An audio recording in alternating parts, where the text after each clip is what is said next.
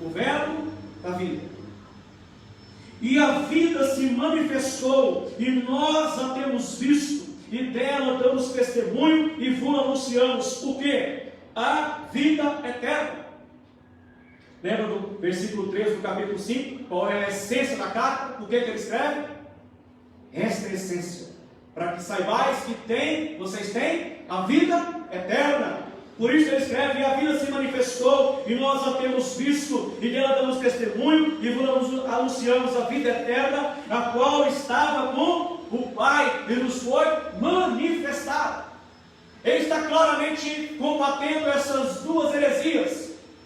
Alguns alegavam que Jesus não era o Filho de Deus. Ele diz: era sim, eu estava presente, eu vi tudo aquilo que ele fez, eu ouvi os milagres, eu vi pessoas voltarem à vida, eu vi cegos enxergarem, eu vi coxos andarem, eu vi pessoas reviverem, eu vi porque ele é o Filho de Deus que se encarnou. Não é possível encarnação, diz o outro. É sim, porque ele estava desde o princípio, antes que houvesse mundo, diz capítulo 1 de Gênesis, ele já existia, ele estava presente. E ele escreve isso na igreja, queridos, para que você possa aprender, crer e também defender essa doutrina de que Jesus Cristo, nosso Senhor, de fato, é Filho de Deus, que ele veio a esta terra, ele tomou o corpo humano. Por isso, amados, ele é o nosso Redentor. Em outras palavras, irmãos, aqueles que alegam que não tinha condição de Cristo ser Filho de Deus, e não tinha condição da sua encarnação, está alegando que, em outras palavras, nós não temos representante fiel diante de Deus. E se nós não temos representante fiel e legal como homem, não pode haver a nossa salvação, porque o que morreu na cruz era um Deus e não era um homem, e por isso não podia nos representar. Por isso tudo aquilo não passou de uma farsa. Isso é uma heresia terrível, amados. E João está dando testemunho que sim, aquele que morreu na cruz era homem sim, que sentiu dor, que sentiu cansaço, que dormiu, que teve fome, representante legal dos homens, que sentiu a sua dor e a minha dor. Por isso ele teve condição de morrer em nosso lugar.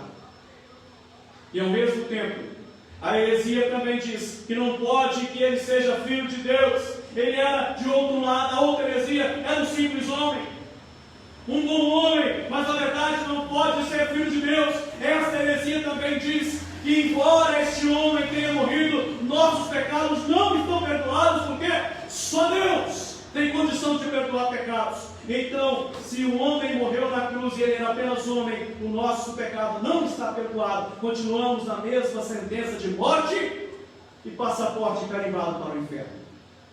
Olha, meus irmãos, como essas heresias eram perigosas no seio da igreja. E é isso que João está escrevendo e está combatendo. O conteúdo do seu testemunho é esse: eu vi, eu estava lá, eu tenho plena convicção, eu vi o que ele fez, eu senti os cheiros, eu apalpei. Você não estava lá, mas confie naquilo que eu estou falando no meu relato, porque é tudo verdade. É o que ele está falando. O conteúdo do seu testemunho era esse. Mas em segundo lugar, ele também agora tem um propósito. Qual é o propósito do seu testemunho? O conteúdo é Jesus Cristo, Filho de Deus, Filho do homem. As duas naturezas, representante legal dos homens, mas também Deus, para que a salvação acontecesse. Em segundo lugar, amados, primeiro ele prova, ele dá o testemunho de que ele estava lá, ele viu, é fato, pode confiar, pode seguir, porque é fiel esse testemunho. Em segundo lugar, versos 3 e 4 agora, afinal, qual é o propósito do seu testemunho? Eu quero que vocês se lembrem que ele está escrevendo à igreja, ele está escrevendo a crentes, porque ele fala, meus filhinhos, fala de igreja amada. Ele está escrevendo a crentes.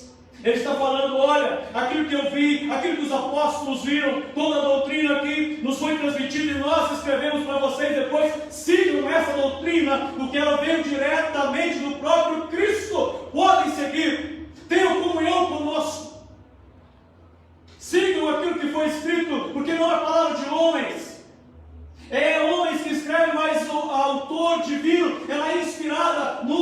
coração de cada homem que escreveu, ela vem direto do trono de Deus. Podem confiar, de fato essas coisas aconteceram. E qual é o propósito do seu testemunho? Versos 3 e 4. O que temos visto e ouvido, e anunciamos também a vós outros, para que vós, igualmente, aqui está o propósito das cartas de João agora, igualmente, primeiro, mantenhais comunhão conosco. Vocês têm que seguir a mesma doutrina que nós seguimos, porque a doutrina que nós seguimos não é nossa, mas é a doutrina de Deus. Foi o próprio Jesus que nos passou. Se vocês viverem outro evangelho, seguirem uma outra linha, vocês não têm comunhão conosco. Não tem como, não dá para andar junto, viver um novo evangelho, um outro evangelho, que não seja o evangelho da cruz. Porque aquilo que nós estamos transmitindo, vocês precisam ter comunhão conosco, porque essa doutrina veio direto do trono de Deus. Não andem em outros caminhos. Qualquer outro evangelho que surgir é anátema. Sigam este evangelho, porque ele é fiel e verdadeiro. Para que mantenhais comunhão conosco, porque ora a nossa comunhão é com quem? É com o Pai e com seu Filho Jesus Cristo. E a segunda questão, amados, do seu propósito, do seu testemunho. A primeira é para que tenhas comunhão, e a segunda é o título da mensagem. Estas coisas, pois, vos escrevemos para que? Para que? A nossa alegria seja Para que a nossa alegria seja completa. Amados, é por isso que ele está falando. O propósito, então, do seu testemunho, primeiro, comunhão. Porque João e os demais apóstolos deram um testemunho fiel da divindade e da humanidade de Cristo. Ele era Deus e homem, Filho de Deus e Filho do homem, portanto, perfeitamente capaz e eficaz para nos representar diante de Deus. Este é o testemunho. E eles pregaram isso tudo, falaram de Cristo. E nós precisamos ter comunhão com este evangelho, o evangelho dos apóstolos, porque é o evangelho de Cristo, para que tenhamos alegria. O que nós temos visto e ouvido, anunciamos a vós outros, para que vós igualmente mantenhais comunhão conosco. E além do propósito da comunhão, João escreve para completar a sua alegria com os irmãos, para que a nossa alegria seja completa. Irmãos, a palavra de Deus, a Bíblia foi escrita. Você é um crente alegre, aliás? Você é um crente alegre? Na verdade, a situação para muitos está tão complicada que tem sido roubado a alegria de alguns. E eu me lembro aqui do apóstolo Paulo, quando ele escreve aos Filipenses, lembrando assim: alegrai-vos no Senhor. Outra vez digo, alegrai-vos. Alegrai-vos no Senhor. Outra vez digo, alegrai-vos. Por que é que ele está falando isso, ou dependendo da sua versão? Regozijai-vos no Senhor. Outra vez digo, regozijai-vos. Por que é que Paulo está falando isso, querido? E por que é que eu digo que a Bíblia foi escrita para a nossa alegria? E por que é que João está falando que assim ele escreve para que tenhamos alegria completa? Porque a nossa alegria, ela não está baseada em que tipo de governo está sobre o nosso país. Porque a nossa alegria não está baseada em quanto tempo a pandemia vai durar. Porque a nossa alegria, a sua alegria, ela tem que estar baseada na pessoa de Jesus Cristo. Só assim será uma alegria completa. É isso que João está falando. Escrevi porque eu vi esse Jesus, porque ele esteve entre nós, ele fez maravilhas, e ele é de fato o Filho de Deus, e é o nosso libertador. Por isso eu estou testemunhando, para que tenhais alegria, mesmo em momentos difíceis como nós estamos vivendo.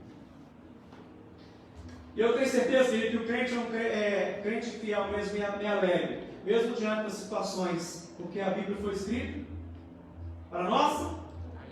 Eu tenho certeza, no fundo do seu coração, alguns lembraram daqueles irmãozinhos da internet cantando para a nossa alegria, e alguns até têm um sorriso no seu interior. Por quê? Alegria, irmãos, mesmo diante das dificuldades. O Evangelho de Cristo, testemunhado pelos apóstolos, precisa nos encher de alegria. Por que ele deve ser assim? Por que o meu coração e o seu coração precisam estar tomados por essa alegria que João escreve aqui. Porque esse Evangelho nos apresenta a boa notícia da nossa salvação em Jesus Cristo. Meu irmão, a salvação em Cristo é o motivo maior da nossa alegria. Pode qualquer coisa, pode o mundo cair, agora o André Martão, né? Cair ao nosso redor, mas a salvação em Cristo nos assegura alegria. Alegria indizível, que às vezes o mundo não conhece. Esse Evangelho que João está falando, que ele viu, que ele testemunhou, que recebeu do próprio Cristo, que ele e os outros escreveram, esse Evangelho nos fala daquele que deixou a sua glória, que se tornou um homem para morrer em nosso lugar e assim nos dá salvação eterna. É disso que ele está falando. É desse que ele viu, que ele apalpou, que ele esteve ao lado, que ele reclinou sobre o seu peito. Por isso, alegria. Existe notícia mais alegre do que essa, meu amado? A salvação em Cristo Jesus. Por isso a carta, por isso Paulo fala: alegrai-vos, independente da sua ação, alegrai-vos. Outra vez digo, alegrai-vos. E lá em Filipenses não é um pedido, é imperativo, é ordem. O crente tem que estar alegre, porque a sua salvação está garantida em Cristo Jesus. Por isso a nossa alegria. E toda a Bíblia foi escrita para a nossa alegria, inclusive a Revelação, o outro livro que João escreve, que é o livro do Apocalipse, que é o livro que deveria dar mais alegria para o povo de Deus. Infelizmente faz o efeito contrário em muitos, né? Muitos se desesperam, mas aquilo ali, querido, está escrito exatamente para mostrar a vitória final do povo de Deus. Deve transmitir alegria para mim e para você, amados. Sabe, amados? Eu te pergunto essa noite. Eu sei que o momento é difícil. Muitos estão desempregados. Muitos estão sofrendo. E é até estranho eu te perguntar isso essa noite. Mas vai depender da sua resposta. Vai depender muito da sua cosmovisão de salvação de Deus. Eu te pergunto nesses dias tão difíceis. Você está experimentando alegria em sua vida? Ah, mas os dias são terríveis. Eu sei que são. Eu disse no início, a sua resposta vai depender muito da sua cosmovisão. Em que está baseada a sua alegria?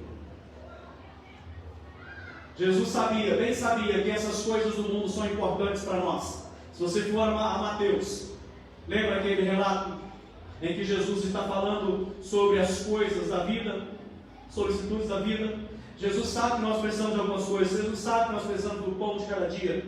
Jesus sabe que nós precisamos alimentar a nossa casa. Jesus sabe que nós precisamos de vestes, que nós precisamos vestir a nossa família. Jesus sabe de todas essas coisas, mas Ele diz: buscai, pois, em primeiro lugar o reino de Deus e a sua. Jesus sabe que tudo aquilo é importante, querido, mas a nossa alegria está baseada na salvação. Não pode estar baseado nessas coisas. Por isso eu volto a te perguntar, e gostaria que você pensasse e fosse para casa perguntando e imaginando: por que é que eu estou tão triste esses dias? Eu sei que a luta de muitos é grande, a situação está difícil, mas você não pode se deixar abater tanto assim, querido, porque a nossa salvação, a nossa alegria não está baseada em plano de governo, não está baseado em pandemia, não está baseado nessas coisas, mas em Cristo Jesus. É isso que João está testemunhando. Se você entrou aqui essa noite abatido por causa das circunstâncias da vida, eu gostaria que essa palavra te reanimasse e lembrasse: tudo aí fora são circunstâncias transitórias, tudo isso passa, mas Deus é fiel em cumprir a sua palavra. Aquilo que Ele prometeu não passará, acontecerá na vida de cada um de nós. Por isso, alegre-se o seu coração. Em Cristo Jesus, a nossa alegria é completa. Amém? É isso que o texto está falando. É isso que João está falando. Ele viu, ele testemunhou, por isso ele escreve para os seus, para a sua igreja: não olhem para essas heresias que estão aí acontecendo e surgindo. Fixe seus olhos em Cristo. Ele é a nossa alegria. Não somente os apóstolos, mas que você também possa ter essa alegria, porque embora você não viu Cristo face a face como eles, mas eles estão dando um testemunho fiel de que viram que Ele existiu e de que Ele voltará para buscar os seus no dia final. Esteja preparado, que a alegria de Cristo possa inundar o meu e o seu coração, porque Cristo é a nossa alegria. Por quê? Porque Ele é o nosso Salvador. E eu vou terminando por aqui, irmãos, voltando ao capítulo 5, só para nós fecharmos o mesmo João e o verso 13. Grava isso no seu coração. Estas coisas vos escrevi a fim de saberdes que tendes a vida eterna, a vós outros que credes em o nome do Filho de Deus. Sabe, irmãos, vamos andar alegremente, não vamos desviar dessa doutrina. Ele está combatendo as heresias, mas está reafirmando que a nossa alegria, ela é Jesus Cristo. Então, amados, lembra dos meninos para a nossa alegria? Lembre-se disso. A Bíblia foi escrita para a nossa alegria. Então se alegre no Senhor, nosso Salvador. Que Deus nos abençoe, em nome de Jesus.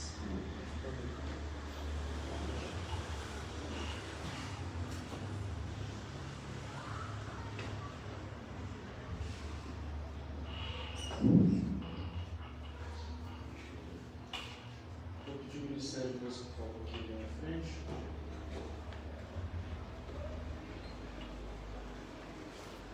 Mais uma vez, coloque seus pensamentos em Deus, nós vamos orar. Depois da oração, a bênção apostólica. E depois de uma música estaremos despedidos. Só pedindo aos irmãos que não fizemos na semana passada, que evite aglomeração ali ao final e cumprimentos. Vamos orar? Eterno Deus, amado e poderoso, nós agradecemos ao Senhor por sua palavra que falou aos nossos corações nessa noite. Agradecemos por ter o seu Espírito Santo revelado internamente no nosso coração que esse Jesus histórico que veio é o Jesus eterno, é o Filho de Deus, não apenas um homem que veio e teve a sua história registrada, é alguém que está além dos séculos.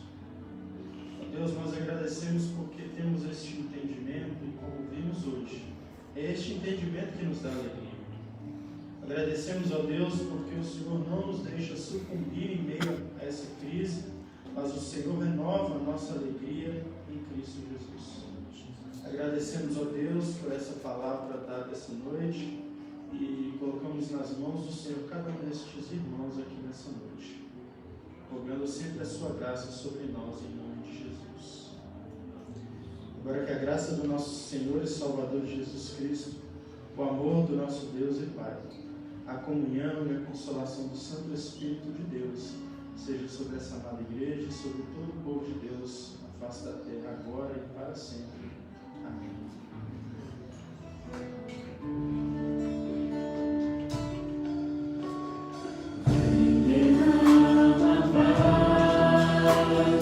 Vem derrama